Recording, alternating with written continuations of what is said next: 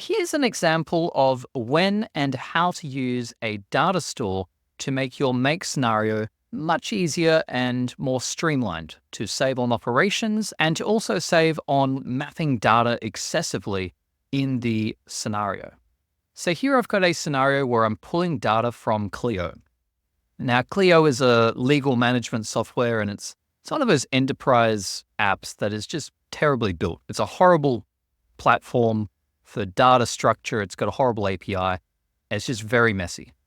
Now, whoever built that data structure initially had very little understanding of correct data structure. Right? And so they've created this very big mess of, and this is very common for different apps. And this is very common for CRM type apps where the user can create their own data structure. They can create fields, they can link things to fields, they can create these sort of pseudo databases within this CRM platform. And most users will not have the ability to create a correct structure, particularly if it's the first database that ever created. And later on, that can lead to a lot of problems when you're trying to map data.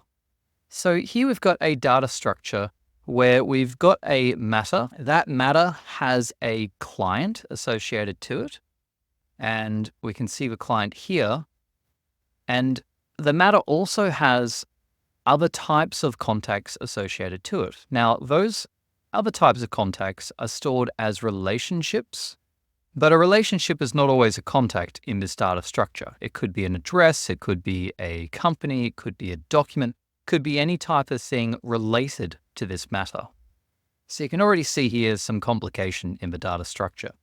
Then we've also got a list of custom fields that the user can add. And this user's gone ahead and added some custom fields to connect specific relations. For instance, we have a person and they have a husband or a wife, they have a spouse. And so that's a specific relationship that this lawyer needs to know about. They also have a power of attorney, so they've created those fields in this data structure. Now, what's happened is they've got double ups of how data is being stored. They're storing power of attorneys and spouses as custom fields, and then sometimes they're also storing them as relationships. Sometimes they're doing both, sometimes they're doing one. It's a really messy data structure, and different attorneys within this legal office are using different ways to store this data. Now, when it comes to mapping in a make scenario, we would normally set this up in looking up the client, because that's flattened. If we look at the data structure, the client is flattened here on the matter. And so we can quite easily look up the client, but then we have to then get the contact from Clio to retrieve all the contact's information. We then want to send that data across to Bubble or another CRM or databasing application. In this case, we're using Bubble.io to create a custom application for this client. And here we're creating the client. Then we potentially want to send the address across, which errors if the address is empty, because we've got spaces here between these address fields. And so we're getting an error if we're just sending spaces across. Hence, we've just segmented that out into its own step here. But the rest of the fields we can map all in this one step. That's pretty straightforward. But then we went and added the relationships. And to process the relationships, they're held as an array of objects on the matter. So we're iterating that array.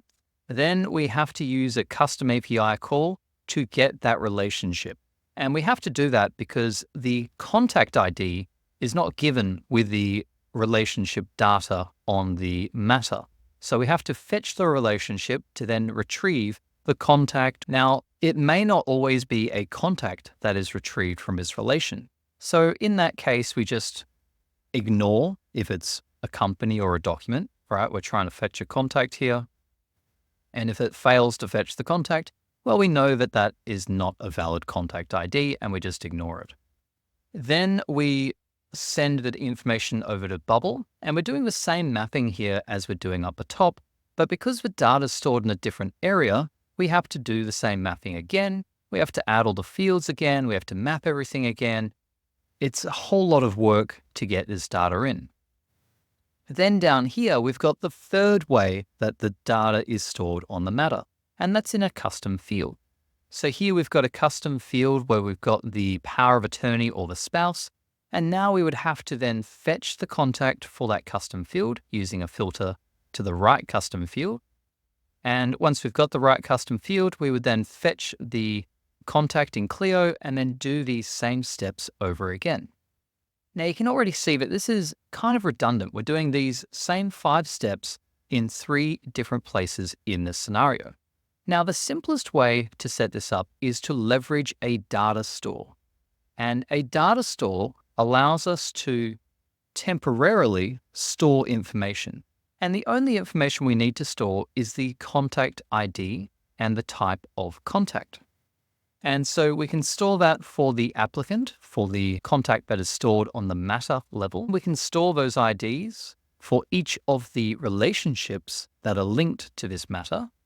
And we're storing the type here because we're creating different types of contacts, and the type is stored on the relationship level, and it's also assumed on the client level for the matter. Hence, we're mapping in a fixed value here. Then the next part of this, we would store the contacts from those custom fields and then look up all of those data store records and then get each contact and then do the same mapping into Bubble for all of those contacts that we've stored in our data store.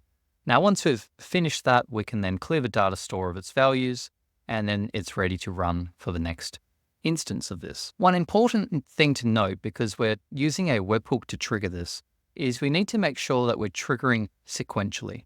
Otherwise, if we don't trigger one after the other, if we try and trigger 4 at the same time, our data store is going to have 4 records and all of our data is going to get mixed up, right? Because we're going to be storing contacts from 4 different matters at the same time, potentially.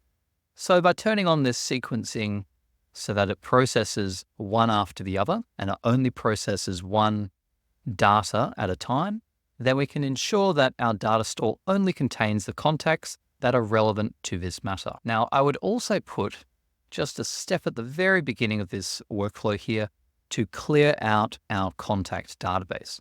Now, I prefer to do that at the start of the workflow, just in case a workflow errors somewhere along here. I know that the next time I run this workflow, the first thing I'm going to do is clear out any of those contacts that were still left in the database.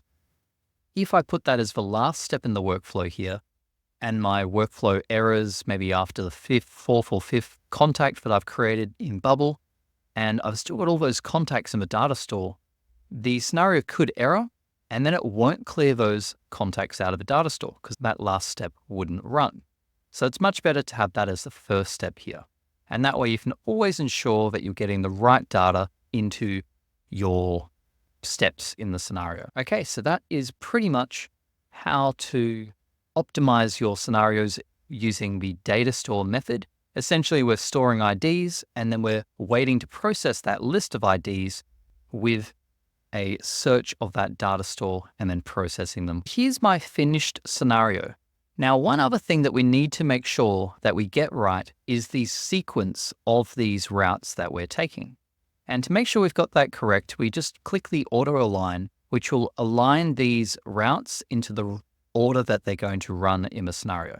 This is very important in case you've moved things around and you don't know which way the order will run. Hit the auto align, that moves everything into the right position, and then the logic will always work clockwise from the top all the way down each of those routes. Here I've added in a second iteration of the custom field values. And this is really important to note because we want to iterate those custom field values to capture the IDs of those 2 custom fields. One custom field is used to store the POA contact, and another one is used to store the spouse contact. How I'm identifying those custom fields is with the custom field ID. And it's important to note that we've got a lot of different datas here that we could use to identify that particular field. And some people may mistake using this one here, custom field value ID. That's actually the ID of the value that is held within this custom field. And so that's going to change each time we enter a new value. Instead, we need to use the custom field ID. And that way it always stays the same because the custom field will never change. Whereas the value that we enter into the field will always change every time we enter a new value. I'm collecting and storing those IDs here in the data store. Then I'm running just a basic search to get all the records from a data store. And here's where I create each of those records in Bubble. Then I'm potentially storing the applicant record as a variable here because I know that I need to capture some values from the matter and save those values back to my client record or the applicant record in Bubble. Here I'm doing a second iteration of the custom field values, and we've got about 20 custom fields here. In this list of fields, I'm only caring about 4 different fields.